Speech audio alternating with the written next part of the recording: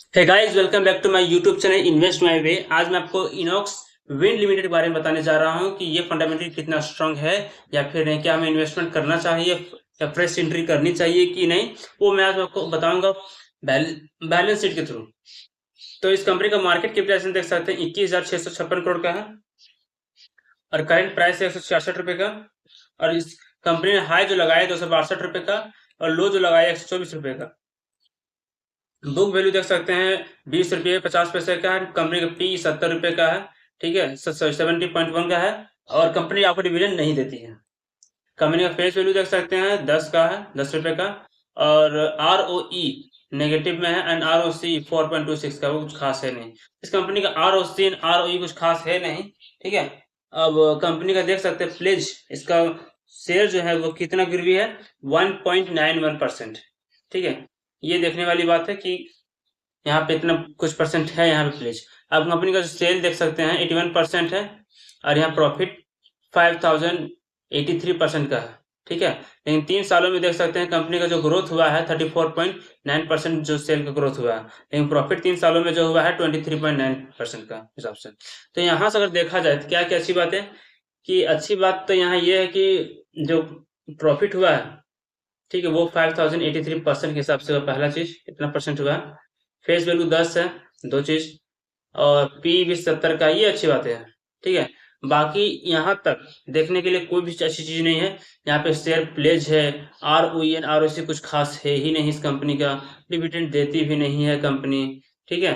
तो यहाँ अब हम लोग इसका बैलेंस शीट को देखते हैं कि बैलेंस शीट क्या कहता है। तो कंपनी का जो रिजल्ट देख सकते हैं मार्च 2023 में कंपनी के पास रिजल्ट कितने थे, रिजर्व थे 1387 करोड़।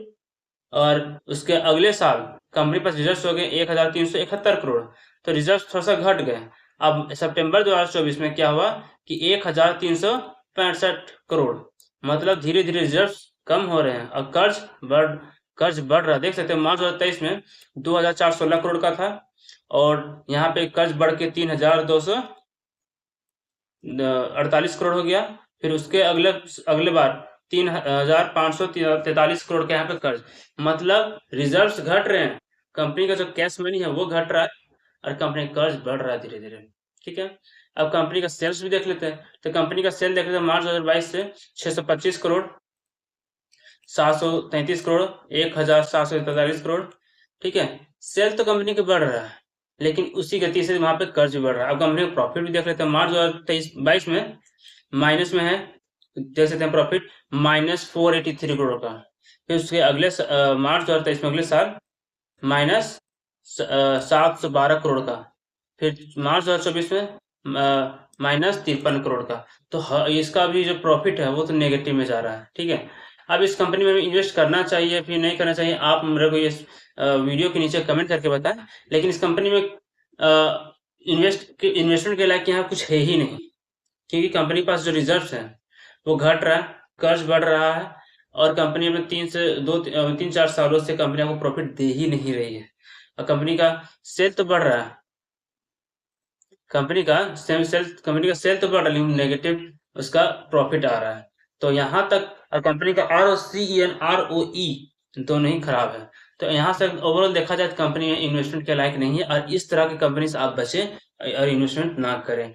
फ्रेश बायर है तो यहाँ पे इन्वेस्टमेंट ना करें, ठीक है।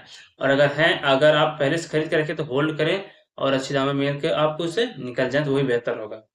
ऐसी जानकारी आपको अगर अच्छी लगे तो मेरे चैनल को लाइक करें और शेयर जरूर करें, सब्सक्राइब भी करें। Thank you.